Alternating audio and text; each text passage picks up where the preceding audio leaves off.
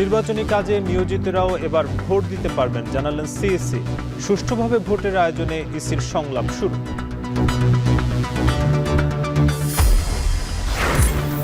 জুলাই হত্যাকাণ্ডের 17টি video tribunal দাখিল, পরিকল্পিতভাবে হত্যাযজ্ঞের প্রমাণ বলছে প্রসিকিউশন। হাসিনার বিরুদ্ধে তদন্ত কর্মকর্তার সাক্ষ্য। আজিমপুরে হাজী সেলিমের বাসায় যৌথ বাহিনীর অভিযান, 3টি বিলাসবহুল সহ 6টি গাড়ির মালিকানা যাচাই চলছে। বাড়ির ম্যানেজার আটক। দেশ পুনর্গঠনে প্রবাসীদের সক্রিয়ভাবে অংশগ্রহণের আহ্বান প্রধান উপদেষ্টার। রেমিটেন্সের উচ্চ প্রবৃদ্ধিতে অবদান রাখায় প্রশংসা। আমাদের অর্থনীতি মজবুত হয়েছে, সেটার একমাত্র কারণ হল রেমিটেন্স।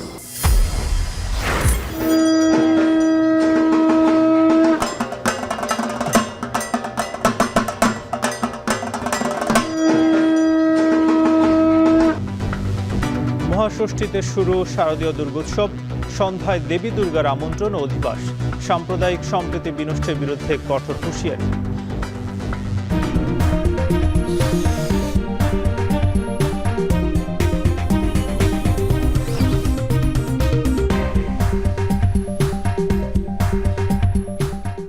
স্বাগত। এখন বিকেলে পুরো আয়োজন জুড়ে সঙ্গে আছি নাজমুস সাকিব। নির্বাচনের সময় প্রবাসে থাকা বাংলাদেশি এবং দেশে ভোটের সাথে সম্পৃক্তদের জন্য ডিজিটাল পোস্টাল ব্যালটের ব্যবস্থা হচ্ছে বলে জানালেন প্রধান নির্বাচন কমিশনার। বললেন, সুষ্ঠুভাবে নির্বাচন আয়োজনের সব ধরনের প্রস্তুতি নিচ্ছে কমিশন। সকালে নির্বাচন ভবনে বিশিষ্ট নাগরিকদের সাথে কমিশনের ধারাবাহিক সংলাপের উদ্বোধনীতে সিইসি এসব জানান। পর্যায়ক্রমে নারী প্রতিনিধি, গণমাধ্যম কর্মী ও নিবন্ধিত রাজনৈতিক দল সহ অংশীজনদের সাথে সংলাপ করবে ইসি। বিস্তারিত প্রতিবেদনে। জাতীয় সংসদ নির্বাচন সামনে রেখে রাজনীতির মাঠে যখন দল ও প্রার্থীদের পক্ষে বিপক্ষে চলছে নানা যুক্তিতর্ক, তখন সেই নির্বাচন আয়োজনে কমিশনের করণীয় ঠিক করতে সুশীল সমাজের প্রতিনিধি ও শিক্ষাবিদদের সাথে সংলাপে নির্বাচন কমিশন।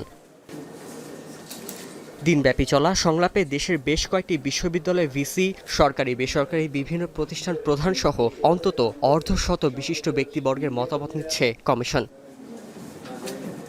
রোববার নির্বাচন ভবনের এই আয়োজনের উদ্বোধনীতে নির্বাচনের সব ধরনের প্রস্তুতির কথা জানান সিইসি। বলেন, সব মিলিয়ে সুষ্ঠু সুন্দর ভোট করতে প্রতিশ্রুতিবদ্ধ কমিশন। আমরা যারা বন্দী অবস্থায় আছে, হাজতবাসী আছে, তারা ভোট দেওয়ার সুযোগ পায় না, তাদেরকে আমরা ইনক্লুড করব।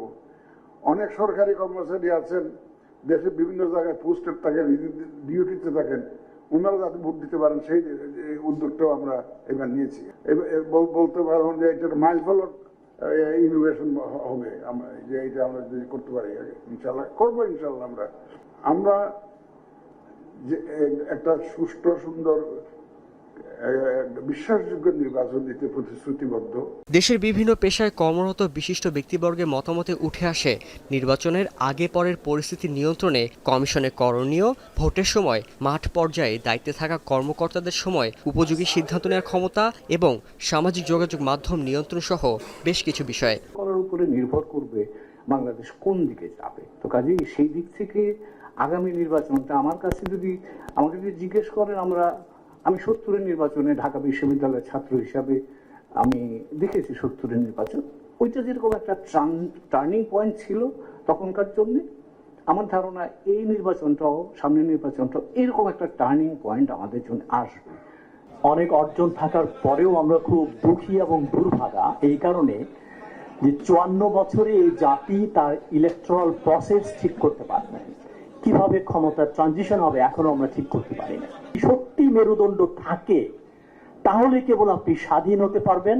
আর এই স্বাধীন যদি আপনি হতে পারবেন, তাহলে জাতিকে একটা সুখী, একটা আনন্দময় নির্বাচন আপনারা তো উপহার দিতে পারবেন। চ্যালেঞ্জ কিন্তু ভয়ঙ্কর অবস্থা। আমি দু একটা পয়েন্ট বলে শেষ করবো খুব অল্প। সেই সময়সীমার মধ্যে প্রার্থী নির্বাচিত হয়ে গেছে, বেসরকারিভাবে ফলাফল ঘোষিত হয়ে গেছে। এরপরে কিন্তু একটা বড় মাপের রিলাক্টান্সি নির্বাচন কমিশনের স্বাধীন সার্বভৌম যে প্রতিষ্ঠান, তার এনফোর্স, এখানে এই ক্যাপাসিটির প্রশ্নটা হয়, এনফোর্স করা, যে আমি এনফোর্স করব। এবং এটা শুধু পোলিং ডে বা ইলেকশনের রেজাল্ট দেওয়া পর্যন্ত নয়, ইলেকশনের পরে যে নির্বাচন পরবর্তী যে সময়সীমাকে আমরা বলি, যেটা আপনারা তফসিলের মাধ্যমে নির্ধারণ করবেন, ওই সময়সীমা পর্যন্ত, যেটা নির্বাচনের পরে যদি 3 মাস হয়ে থাকে 3 মাস, এই এনফোর্সেবিলিটিটা কিন্তু নিশ্চিত করা প্রয়োজন। নির্বাচন সামনে রেখে পর্যায়ক্রমে নারী সমাজের প্রতিনিধি, গণমাধ্যম কর্মী ও নিবন্ধিত রাজনৈতিক দলসহ অংশীদারদের সাথে সংলাপ করবে নির্বাচন কমিশন। শাহরিয়াজামান পুলক, এখন, ঢাকা।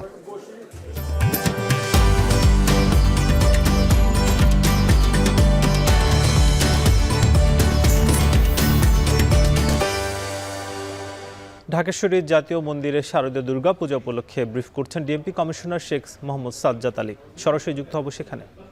থেকেই করবে। তাছাড়াও থানা ফাঁড়ির যে সমস্ত লোক আছে, আমরা সবাই পূজা মণ্ডপের নিরাপত্তার জন্য কাজ করে যাব, নজর রাখব। আমি আশা করি গত বছর পট পরিবর্তনের পর যে পরিবেশ ছিল, তখন আইন শৃঙ্খলা রক্ষাকারী বাহিনীর মনোবল এত ভালো ছিল না, নানা ধরনের জটিলতা ছিল। এবার সেই পরিস্থিতি নেই। এবার আইন শৃঙ্খলা রক্ষাকারী বাহিনীর লোকজন, বিশেষ করে ঢাকা মেট্রোপলিটন পুলিশের সদস্যবৃন্দ সুসংগঠিত হয়ে গেছে। পূর্বের নেই আমরা কাজ করতেছি এবং কোনো রকম কোনো সমস্যা হবে না। আমি আশা করি নিরাপত্তাজনিত কোনো ঘটনা ঘটবে না।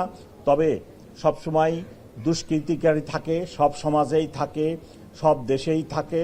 সেই দুষ্কৃতিকারীদের হাত থেকে আমাদের এই উৎসব যাতে সুরক্ষিত হয়, তারা যাতে কোনো রকম কুমতলব বাস্তবায়ন করতে না পারে, তার জন্য আমাদের যেরকম সজাগ থাকতে হবে, তেমনি পূজা উদযাপন কমিটির লোকজনকেও আমি রিকোয়েস্ট করব, আপনারাও সজাগ থাকবেন, কোনো দুষ্টু ব্যক্তি যেন কোনো দুষ্টামি করার সুযোগ না পায়। আমি সকলকে অনেক ধন্যবাদ জানাই। সাংবাদিক ভাই বোনেরা এখানে আসছেন কষ্ট করে গরমের মধ্যে, তার জন্য আমি আপনাদের নিকট কৃতজ্ঞ। সকলকে ধন্যবাদ জানিয়ে আমার বক্তব্য শেষ করছি। খোদা হাফেজ। রাজধানীতে এবার কয়েকটি পূজা মণ্ডপ ঝুঁকিপূর্ণ হিসেবে চিহ্নিত করা হয়েছে, আর গেলবাতি নিরাপত্তা। অপেক্ষার অবসান ঘটিয়ে গজে করে মরতে এসেছেন ত্রিনয়নী দেবী দুর্গা। তাই সকাল জুড়ে ছিল তাকে আবাহন জানানোর আনুষ্ঠানিকতা। বিহিত পূজার মধ্য দিয়ে শুরু হয় ষষ্ঠীর সকাল। মা দুর্গার আরাধনা করতে ভোর থেকে মন্দির মণ্ডপে শুরু হয় ভক্তদের আনাগোনা। সন্ধ্যায় দেবী দুর্গার আমন্ত্রণ এবং অধিবাসের মধ্যে শুরু হবে শারদীয় দুর্গোৎসবের আনুষ্ঠানিকতা। ষষ্ঠীর আচার আনুষ্ঠানিকতা জানাচ্ছেন তানজিলা খান মিম।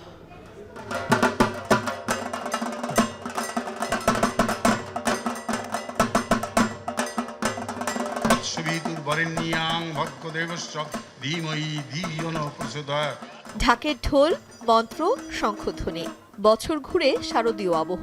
ত্রিনয়নী দেবীকে বরণ করতেই সকাল থেকে তিথি রীতি মেনে সকল আনুষ্ঠানিকতা। পঞ্চমীর সন্ধ্যাতেই দেবী দুর্গার বোধন হওয়ায় ষষ্ঠীর সকালে আনুষ্ঠানিকতায় থাকে বিহিত পূজার। রাজধানীর ঢাকেশ্বরী মন্দিরের বেলতলায় সকাল ৯টায় শুরু হয় বিহিত পূজা। পূজার প্রস্তুতি চলতে চলতেই ভিড় জমান ভক্তরা। আবাহন, আসন, পাদ্য, অর্ঘ্য, ধূপ, দীপ, নৈবেদ্য, মন্ত্রপাঠ এবং পুষ্পাঞ্জলি অর্পণের মতো বিভিন্ন আনুষ্ঠানিকতার মধ্য দিয়ে সম্পন্ন হয় এই পূজার।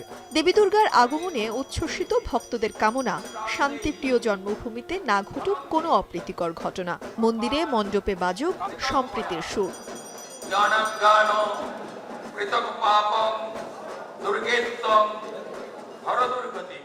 রাষ্ট্র বা সরকার যদি চায় তাহলে বিক্ষিপ্তভাবে দু একটি ঘটনা করতে পারবে, এটি আমাদের অভিজ্ঞতা। আমরা এই কদিন শান্তিপূর্ণভাবে পূজা করতে চাই। হিন্দু, মুসলিম, বৌদ্ধ, খ্রিস্টান সকল সম্প্রদায়ের লোক যেখানে আসতে পারে, অংশগ্রহণ করতে পারে এবং আমাদের যে একটা অসাম্প্রদায়িক চেতনা আমরা যেন সেটা ধারণ করতে পারি।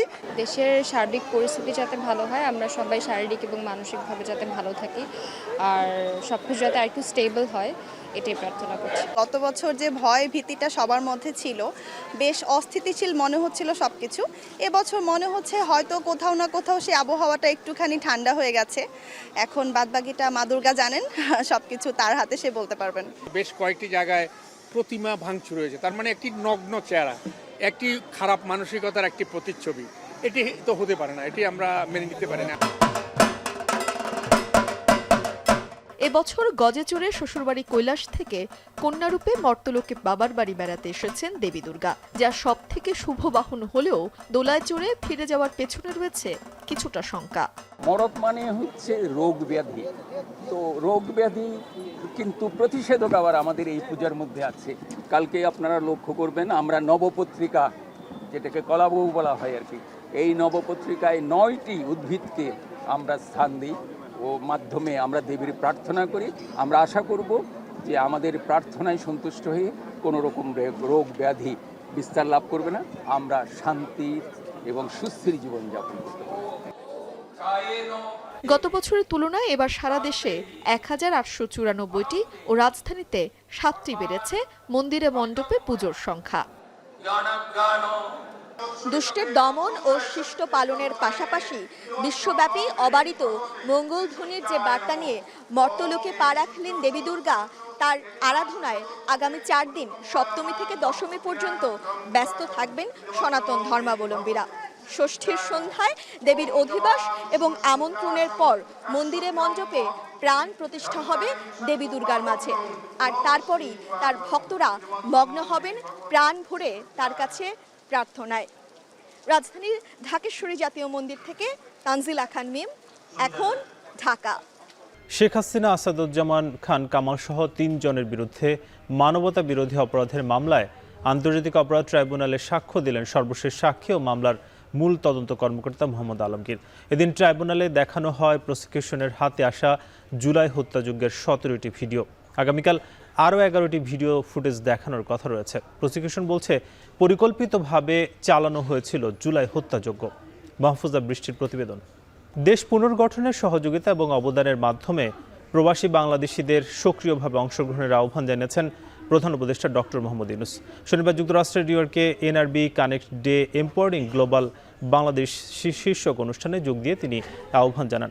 অনুষ্ঠানে বাংলাদেশের অর্থনৈতিক অগ্রগতি তুলে ধরে দেশে রেমিটেন্সের উচ্চ প্রবৃদ্ধিতে অবদান রাখায় প্রবাসী বাংলাদেশিদের প্রশংসা করেন বিডার নির্বাহী chairman Ashik Chowdhury. New York থেকে আব্দুল আহাদের প্রতিবেদন। শিক্ষা, গবেষণা ও চাকরিসহ নানা কারণে বিদেশে বসবাস করেন বহু প্রতিভাবান বাংলাদেশি। রেমিটেন্সে অবদান রাখা অনেক প্রবাসীদের নিয়ে যুক্তরাষ্ট্রের নিউ ইয়র্কে হয়ে গেল এনআরবি কানেক্ট ডে শীর্ষক অনুষ্ঠান। এ সময় দেশ গড়ার কাজে অবদান রাখায় রেমিটেন্সের নায়কদের প্রশংসা করেন প্রধান উপদেষ্টা ডক্টর মোহাম্মদ ইউনূস। বলেন, বাংলাদেশের জন্য প্রবাসীরা একটি অবিচ্ছেদ্য অংশ। 24শে জুলাই পরবর্তী বাংলাদেশ পুনর্গঠনে আরও বেশি সহযোগিতা এবং অবদানের মাধ্যমে প্রবাসীদের সক্রিয় ভূমিকা পালনের আহ্বান জানিয়েছেন প্রধান উপদেষ্টা। বাংলাদেশ সারা বিশ্বে ছড়ানো, আপনারা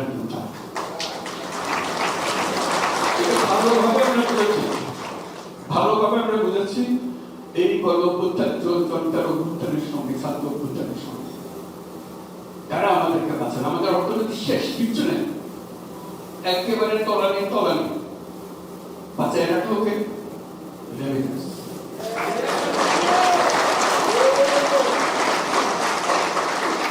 রেমিটেন্স এই বাংলার নতুন বাংলাদেশের জন্ম দিয়েছে।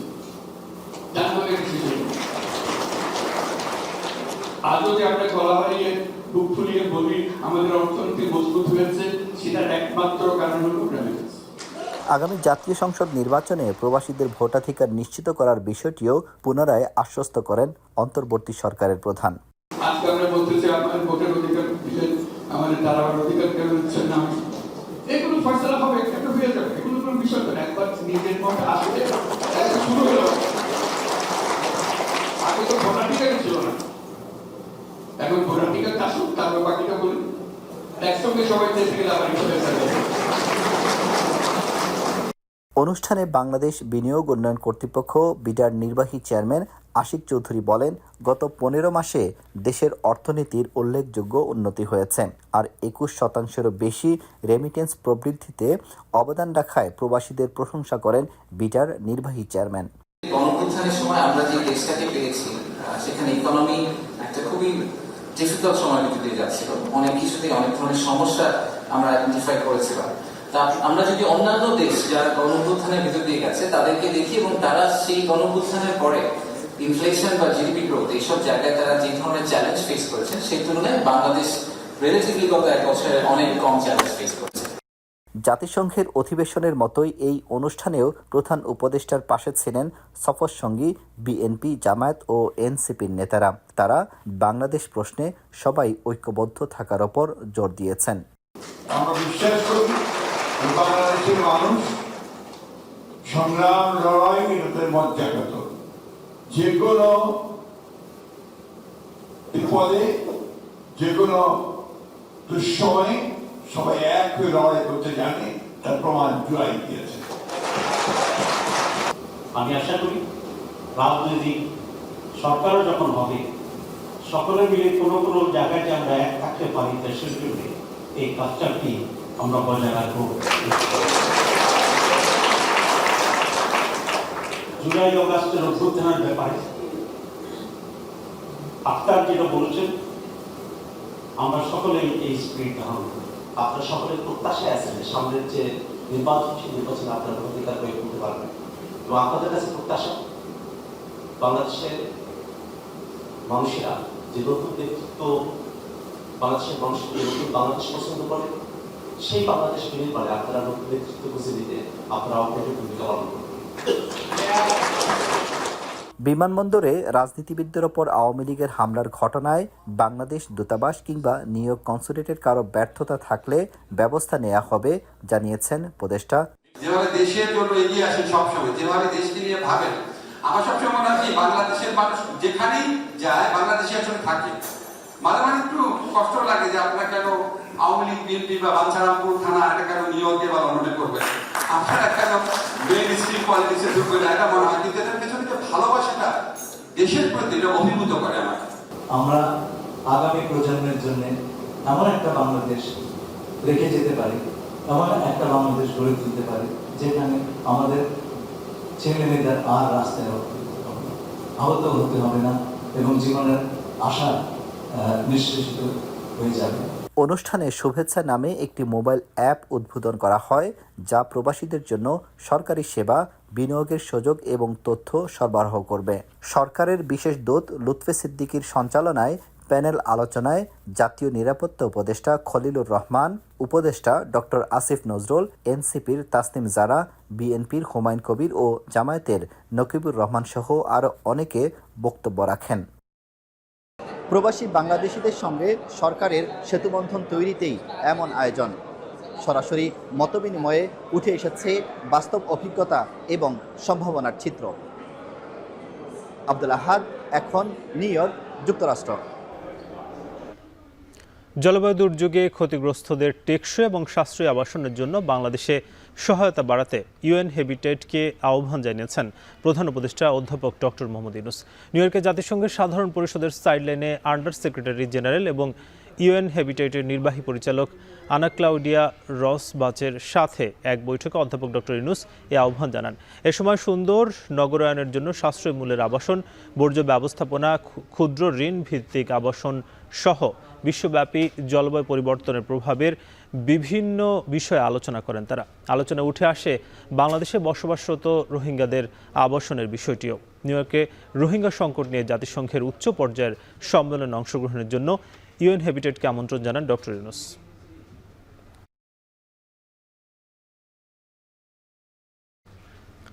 রাজধানীর আজিমপুরের দায়রা শরীফ এলাকায় সাবেক সংসদ সদস্য হাজী সেলিমের বাসভবনে যৌথ বাহিনীর অভিযান চলছে। এ নিয়ে আরও জানাতে যুক্ত হচ্ছেন সহকর্মী রাজু আহমেদ।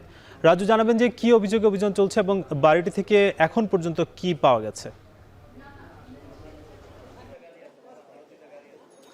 সাকিব, আমরা এখানে আসার পর যে তথ্যটি মূলত পেয়েছিলাম যে 6টি গাড়ি উদ্ধার হয়েছে এবং একজনকে আটক করা হয়েছে এবং কিছুক্ষণ আগেই কিন্তু এখানে ঢাকা মেট্রোপলিটন পুলিশের চিফ ম্যাজিস্ট্রেট তিনি এসেছেন এবং আসার পরেই তিনি ভেতরে প্রবেশ করছেন। গণমাধ্যম কর্মীদের সঙ্গে তিনি কথা বলেননি এবং কিছুক্ষণ আগে কিন্তু সেনাবাহিনীর পক্ষ থেকে জানানো হয়েছে কিছুক্ষণের মধ্যেই যারা আসলে ভেতরে রয়েছেন ঊর্ধ্বতন কর্মকর্তা তারা নামবেন এবং গণমাধ্যম কর্মীদের সঙ্গে কথা বলবেন এবং তারপরে মূলত আনুষ্ঠানিকভাবে এখানে যে গাড়ি উদ্ধারের কথা বলা হচ্ছে, একই সঙ্গে একজন আটকের কথা বলেছে, সে বিষয়টি বিস্তারিত জানাবে। তার আগে যদি জানাতে চাই যে এর আগে কিন্তু দুপুর 12টা নাগাদ এখানে এই বাড়িটি অর্থাৎ এই গুলশানারা মাসুদা টাওয়ার যেটি সেটিকে ঘিরে ফেলে আইন শৃঙ্খলা রক্ষাকারী বাহিনী এবং তারপর থেকে কিন্তু দীর্ঘ 4 ঘন্টা ধরে এই অভিযানটি চলছে।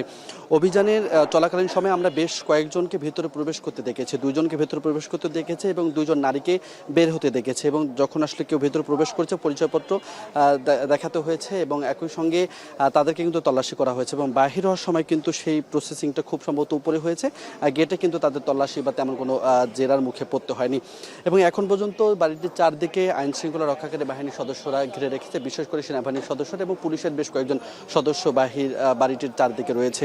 এখন পর্যন্ত আমাদের কাছে যে তথ্যটি মূলত এসেছে পুরো বাড়িটির এই 12তলা যে ভবনটি, পুরো ভবনটিতে মূলত তারা অভিযান চালিয়েছে এবং বেসমেন্টে যেটি বলা হচ্ছে যে 6টি গাড়ি উদ্ধার করা হয়েছে এবং এখন পর্যন্ত এই গাড়িগুলো কার এবং কাগজপত্র আছে কিনা বা বৈধতা আছে কিনা এই বিষয়গুলো নিশ্চিত করতে কাজ করছে সেনাবাহিনী এবং আইন শৃঙ্খলা রক্ষাকারী বাহিনীর সদস্যরা।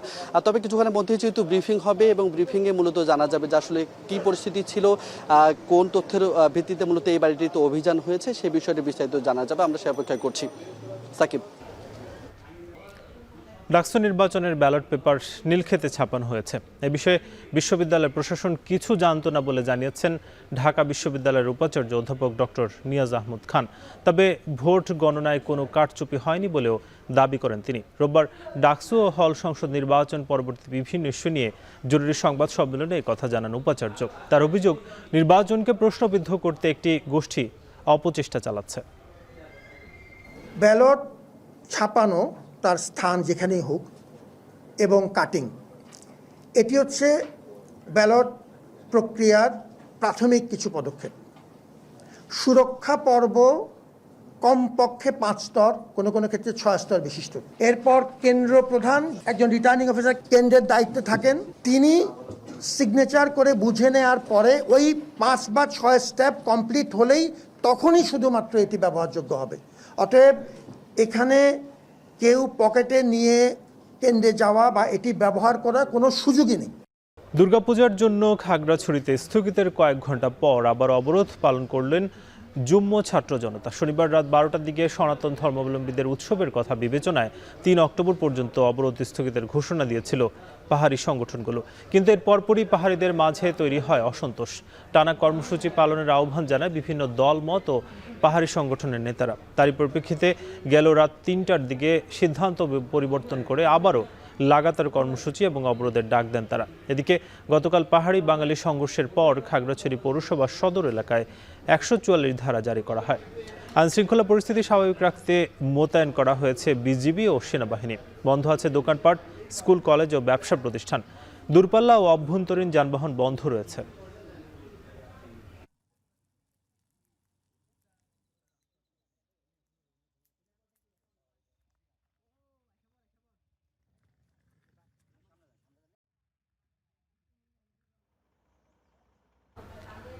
খাগড়াছড়ির আইনশৃঙ্খলা পরিস্থিতি স্বাভাবিক রাখতে জেলা প্রশাসনের উদ্যোগে মতবিনিময় সভা অনুষ্ঠিত হয়েছে।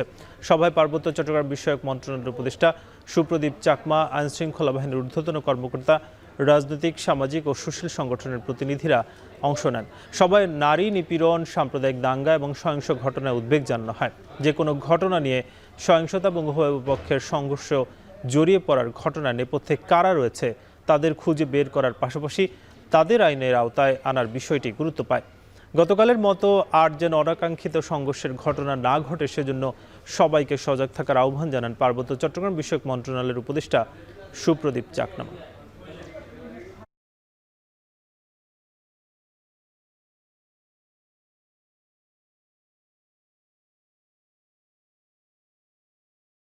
ভারতের তামিলনাড়ুতে র্যালিতে পদদলনে 40 জনের মৃত্যুর ঘটনায় থালাপতির জনসমাবেশের নিষেধাজ্ঞা চেয়ে হাইকোর্টে রিট করেছেন এক ভুক্তভোগী। আজ এ বিষয়ে রায় দেওয়ার কথা রয়েছে। এদিকে ক্ষোভে ফুঁসছে তামিলনাড়ুর সাধারণ জনতা। হামলার আশঙ্কায় অভিনেতা থেকে রাজনীতিবিদ হওয়া থালাপতির বাড়িতে নিরাপত্তা জোরদার করা হয়েছে। এদিকে সমাবেশে বিরোধী দল ডিএমকের বিরুদ্ধে পরিকল্পিত নাশকতার অভিযোগ তুলেছে থালাপতির দল টিভিকে। মাদ্রাজের উচ্চ আদালতে যাওয়ার ঘোষণা নেতাকর্মীদের। তৌহিদুর রহমানের প্রতিবেদন। শনিবার সন্ধ্যায় তামিলনাড়ুর কারুর শহরে দক্ষিণের নায়ক ও টিভিকে নেতা থালাপতি বিজয়ের নির্বাচনী প্রচার সমাবেশে পদদলিত হয়ে ব্যাপক প্রাণহানির পর ক্ষোভে ফুঁসে ওঠে রাজ্যের সাধারণ মানুষ। যে কোনো সময় থালাপতির বাড়িতে হামলা হতে পারে বলেও শঙ্কা জানিয়েছে দেশটির আইনশৃঙ্খলা বাহিনী। অপ্রীতিকর ঘটনা এড়াতে এরই মধ্যে থালাপতির বাড়ির নিরাপত্তা জোরদার করা হয়েছে। অন্যদিকে থালাপতির দল টিভিকের পক্ষ থেকে জানানো হয়েছে এই ঘটনার পেছনে গভীর ষড়যন্ত্র রয়েছে, তাই বিশেষ তদন্তের উদ্দেশ্যে মাদ্রাজের উচ্চ আদালতের শরণাপন্ন হওয়ার ঘোষণা দেয়া হয়েছে দলের পক্ষ থেকে। এর আগে নির্ধারিত সময়ের 7 ঘন্টা পর শনিবার সন্ধ্যায় তামিলনাড়ুর কারুর জেলার সমাবেশে হাজির হন অভিনেতা থেকে রাজনীতিবিদ বনে যাওয়া থালাপতি বিজয়। দল গঠনের 1 বছরেই জনপ্রিয় হয়ে ওঠা এই নেতাকে কাছ থেকে দেখতে শুরু হয় হাজার হাজার মানুষের হুড়হুড়ি। এ সময় পদপিষ্ট হয়ে হতাহত হন বহু ভক্ত সমর্থক। মুহূর্তেই থালাপতি বিজয়ের দল তামিলগা ভেত্রী কাজগাম টিভিকের প্রচার সভা রূপ নেয় মৃত্যুর মিছিলে। এই তালিকায় বেশিরভাগই নারী ও শিশু। একই পরিবারের অনেকের যেমন প্রাণ গেছে, তেমনি অনেকেই আহত অবস্থায় হাসপাতালে মৃত্যুর সঙ্গে পাঞ্জা লড়ছেন। এই অবস্থায় ভারত জুড়ে শোকের ছায়া নেমে এসেছে। কান্নায় ভেঙে পড়ছেন স্বজনরা। 2 பையன் ஒரு பையன் இறந்துட்டான், பெரிய பையன். சின்ன பையனை காணா, வீட்டுக்காரம்மா வேற ஐசியூல வச்சிருக்காங்க, எங்க அண்ணிய வேற।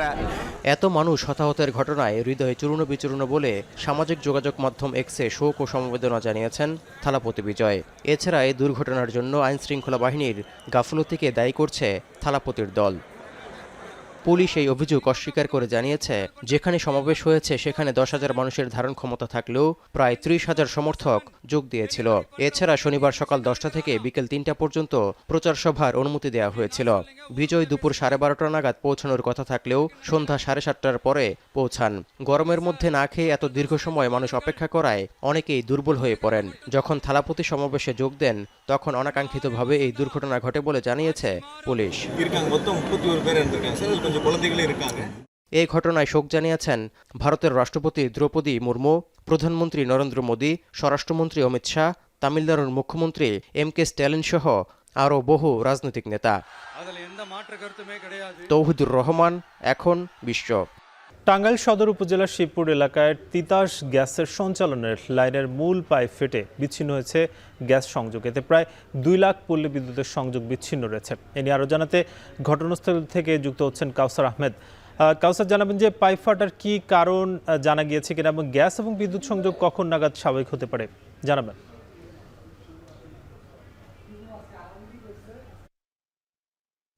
সাকিব, এখানে তিতাস গ্যাসের পক্ষ থেকে বলা হচ্ছে যে পাইপটি ফেটে গিয়েছে, এটি অনেক পুরাতন, যে কারণেই পাইপটি ফেটে গিয়েছে। আর এই গ্যাস পাইপের উপরে বিদ্যুতের পল্লী বিদ্যুতের খুঁটি ছিল, সেই খুঁটিটি কিন্তু এখন অপসারণের কাজ চলছে। তারা বলছে যে এই খুঁটিটি অপসারণ করতে তাদের আরো প্রায় 3 ঘন্টার মতো সময় লাগবে। তারপরে পল্লী বিদ্যুতের যে 2 লাখ গ্রাহক ভোগান্তিতে রয়েছে বা বিদ্যুৎ বিচ্ছিন্ন রয়েছে, তাদের বিদ্যুৎ চলাচল স্বাভাবিক হবে। বিশেষ করে টাঙ্গাইল সদর, দিলদার এবং নাগরপুরের প্রায় 2 লাখ গ্রাহকের মাঝে বা 2 লাখ পরিবারের বিদ্যুৎ বিচ্ছিন্ন রয়েছে, সেটি স্বাভাবিক হবে। আর এই ঘটনাটি সকাল 8:30টায় ঘটলেও এখন পর্যন্ত তিতাস গ্যাস কর্তৃপক্ষ তারা এখনো পর্যন্ত কোনো কার্যক্রম শুরু করেনি। তবে এখানে তারা কয়েকজন কর্মচারী এসে তারা পরিদর্শন করেছেন। এখানে তিতাস গ্যাসের পক্ষ থেকে বলা হচ্ছে যে তাদের ঢাকা থেকে টিম আসার পর এখানে তারা কাজ শুরু করবে। তারা জানিয়েছে যে এই বাইপাস লাইন করে স্বাভাবিক করবে গ্যাস চলাচল। পরবর্তীতে এটা পুরোপুরি সচল করতে 1 সপ্তাহ সময় লাগবে বলে জানিয়েছে তিতাস গ্যাসের কর্তৃপক্ষ। আর এই গ্যাসের এখানে ফেটে যাওয়ার কারণে টাঙ্গাইল শহর সহ আশেপাশের উপজেলায় প্রায় 14,000 গ্রাহক এই গ্যাস বিচ্ছিন্ন রয়েছে। আর এছাড়াও অন্তত 50টি গ্যাস স্টেশন যেগুলো রয়েছে সেখানেও গ্যাসের সংযোগ বিচ্ছিন্ন রয়েছে বলে জানিয়েছে তিতাস কর্তৃপক্ষ। আর এখানে স্থানীয় যারা রয়েছেন তারা বলছেন যে এখানে যদি তিতাস গ্যাস কর্তৃপক্ষ যথাসময়ে আসতো তাহলে হয়তোবা সন্ধ্যার আগেই যে এই গ্যাসের লাইনটি সচল হতো। এখানে তারা বলছেন যে এখানে গ্যাসের কাজ করতে হলে এখানে যে পানি রয়েছে সেই পানিগুলো অন্যত্র অপসারণ করতে হবে, তারপরেই এই গ্যাস পাইপের কাজ তারা শুরু করতে পারবে। তবে তিতাস গ্যাসের পক্ষ থেকে রাতের মধ্যে স্বাভাবিক করার কথা স্বীকার করলেও এটি কিন্তু রাতের মধ্যে শেষ হওয়া নিয়ে অনেক শঙ্কা দেখা দিয়েছে। তবে কতক্ষণ নাগাদ এই গ্যাস লাইন স্বাভাবিক হবে সেটা নিয়ে এখনো পর্যন্ত সুনির্দিষ্ট করে বলা যাচ্ছে না। আমার পেছনেই যারা কাজ করছেন, যে সমস্ত শ্রমিক রয়েছেন, তারা হচ্ছে পল্লী বিদ্যুতের শ্রমিক। তারা এখানে যে খুঁটিটি ছিল সেটি অপসারণ করছেন।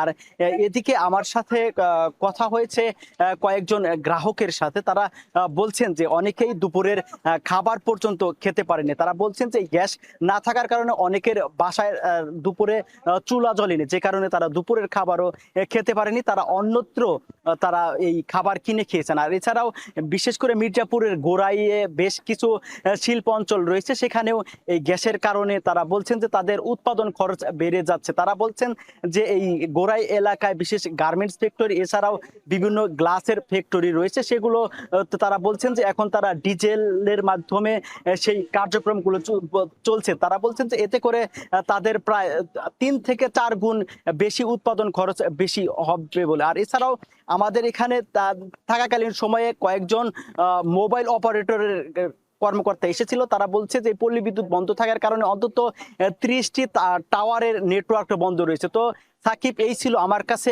এই গ্যাস লাইনের সর্বশেষ তথ্য। হংকংয়ের বিপক্ষে এশিয়ান কাপ বাছাইয়ের ম্যাচের জন্য 28 সদস্যের প্রাথমিক দল ঘোষণা করেছে বাফুফে। দলে ফিরেছেন হামজা চৌধুরী এবং সমিত সোম। দলে ফিরেছেন শেখ মুরসালিন ফাহমিদুল ইসলাম রাও। চলতি মাসের শুরুতে নেপালের বিপক্ষে ফিফা আন্তর্জাতিক প্রীতি ম্যাচের দলে ছিলেন না তারা। হংকংয়ের বিপক্ষে গুরুত্বপূর্ণ ম্যাচকে সামনে রেখে আবারও দলে ফেরানো হয়েছে তাদেরকে। এছাড়াও দলে আছেন জামাল ভুঁইয়া, তারিক কাজী, শাহ কাজেম, কিরমানিরা। আছেন তপু বর্মন, সোহেল রানা, সাদউদ্দিন, ফাহিম হৃদয়রাও। এশিয়ান কাপ বাছাইয়ের ম্যাচে 9 অক্টোবর জাতীয় স্টেডিয়ামে হংকংকে আতিথ্য দেবে বাংলাদেশ। 14 অক্টোবর অ্যাওয়ে ম্যাচে আবারও দলটির মুখোমুখি হবে হেভিয়ার ক্যাবরেরার শিষ্যরা। ম্যাচ দুটিকে সামনে রেখে আগামীকাল থেকে প্রস্তুতি ক্যাম্প শুরু করবে বাংলাদেশ দল। সেখান থেকে 23 সদস্যের চূড়ান্ত দল বাছাই করা হবে।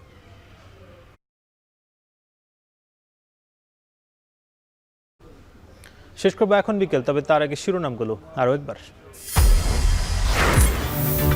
নির্বাচনী কাজে নিয়োজিতরাও এবার ভোট দিতে পারবেন, জানালেন সিইসি। সুষ্ঠুভাবে ভোটের আয়োজনে ইসির সংলাপ শুরু।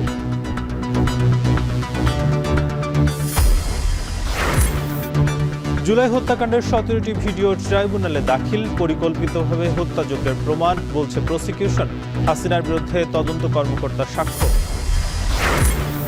আজিমপুরে হাজি সেলিমের বাসায় যৌথ বাহিনীর অভিযান। 3টি বিলাসবহুল সহ চলছে 6টি গাড়ির মালিকানা যাচাই। বাড়ির ম্যানেজার আটক। দেশ পুনর্গঠনের প্রবাসীদের সক্রিয়ভাবে অংশগ্রহণের আহ্বান জানালেন প্রধান উপদেষ্টা। রেমিটেন্সের উচ্চ প্রবৃদ্ধিতে অবদান রাখায় প্রশংসা। আমাদের অর্থনীতি মজবুত হয়েছে, সেটার একমাত্র কারণ হলো রেমিটেন্স।